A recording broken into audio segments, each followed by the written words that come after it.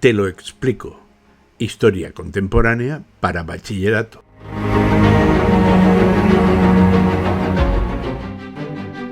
¿Quieres que te explique el régimen señorial dentro del antiguo régimen? Yo te lo explico. Bueno, vamos a hablar de la unidad fundamental de la economía y la política del antiguo régimen, que es el señorío. ¿Qué es exactamente el señorío? El señorío era el sitio, la propiedad, el dominio de los señores feudales. ¿Cómo habían conseguido los señores feudales? Bueno, si te recuerdas, cuando estudiabas el final del Imperio Romano, vinieron las invasiones bárbaras. Esa situación de violencia, de inseguridad que había en muchas zonas de Europa, conllevó que algunos nobles poderosos construyeron castillos de protección para su gente. Y a cambio de la protección, los campesinos le pagaban impuestos, le pagaban derechos señoriales. De ahí viene el señorío, y por eso los campesinos tenían que pagar impuestos. ¿Cuántos tipos de señoríos había? Básicamente dos, ¿vale? El primero de ellos era el señorío territorial. El señorío territorial era aquel señorío en donde el señor feudal era el propietario físico de las tierras. Y normalmente en ese señorío los campesinos le arrendaban las tierras y pagaban por ellas, por el derecho de explotación de esas tierras, unos impuestos. Este es el señorío más simple, el más sencillo, pero había un segundo tipo de señorío según las zonas, que era el señorío jurisdiccional. En este señorío, el señor feudal no era el propietario mayoritario de las tierras. Podía tener algunas tierras, pero no eran ni la mayoría, ni algunas veces ninguna. ¿Qué hacía el señor feudal? Por ejemplo, ejercía la justicia. Toda la justicia de la zona dependía de él. Por lo tanto, nadie podía ponerle un pleito al señor feudal porque era juez y parte. Además, nombraba cargos, los cargos importantes, recaudadores de impuestos, los alcaldes, los cargos importantes de la zona, por los cuales muchas veces cobraba.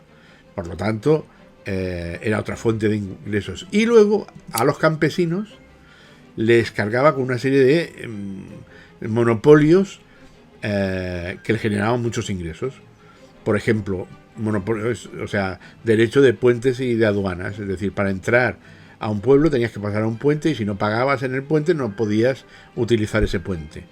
O tú podías recaudar tus cosechas de trigo, pero no había molino, nada más que el molino del señor, al que había que pagarle por utilizar su molino. O la panadería, etcétera, etcétera, etcétera. Tenía muchas de esas cosas que dependían de él y que le suponían muchos ingresos. La conclusión de todo esto es que fueras territorial o jurisdiccional, si eras campesino te tocaba pagar muchos impuestos, pero muchos impuestos. Si a eso le sumamos que la economía campesina no era precisamente boyante, no era rica, era más bien pobre, pobrísima, pues las dificultades de vida de los campesinos en el antiguo régimen eran muy grandes.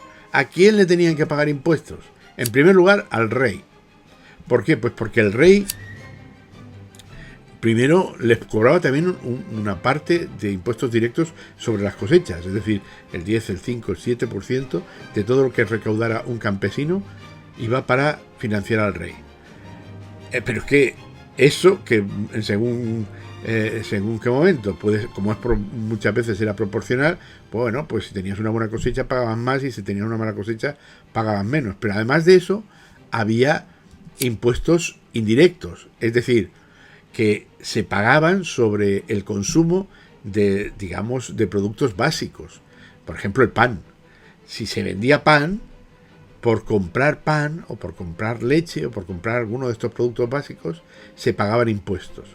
Con lo cual, la vida de los campesinos era todavía más dura. Y en algunos, países, los campesinos debían trabajar también gratis en las tierras del rey. O sea que era una manera de pagar también, porque mientras trabajaban en las tiendas del rey, en las tierras del rey, no trabajaban en las suyas, ¿no? Al segundo elemento que tenía que pagarle, el campesino, eran los señores feudales. y les pagaban por el derecho de explotación, es decir, como un alquiler por las tierras en los territoriales, y también otros derechos señoriales en los jurisdiccionales, como hemos dicho, por los monopolios, por los molinos, por los puentes, etcétera, etcétera. Pero no se había acabado la película, porque había una tercera parte en discordia, que era la Iglesia. A la Iglesia también había que pagarle impuestos. Y se le pagaba normalmente el diezmo, que el diezmo inicialmente, como la propia palabra indica, es la 10ª parte de la cosecha. O sea que hay que sumarle a lo que se ha pagado al rey por la cosecha, lo que se ha pagado en impuestos a los señores feudales y lo que encima había que pagar a la Iglesia. ¿Qué conclusión sacamos de todo esto? Que los campesinos pagaban muchísimos impuestos. Y además hay que decir que esos impuestos fueron aumentando a lo largo de la Edad Moderna cada vez más. Entre otras cosas porque, como ya hemos dicho, el rey cada vez necesitaba más dinero para las aventuras, sobre todo de ejércitos en las que se montaba, y eso recaía sobre los impuestos. ¿Qué pasó? Pues que si a eso le sumamos lo que ya hemos visto, hablando de la economía, que la productividad del campo era muy baja, cada vez que había una mala cosecha, había subida de precios, había hambres y había muchas muertes. Los señores feudales con las muertes no se conformaban, es decir, ellos, si se moría gente, subían los impuestos a los que quedaban, con lo cual llegaba un momento en el que se provocaban rebeliones. ¿Por qué? Pues porque si tienes que pagar tantos impuestos que te mueres de hambre, al final te planteas si te sale más a cuenta morirte de hambre o morirte en una rebelión.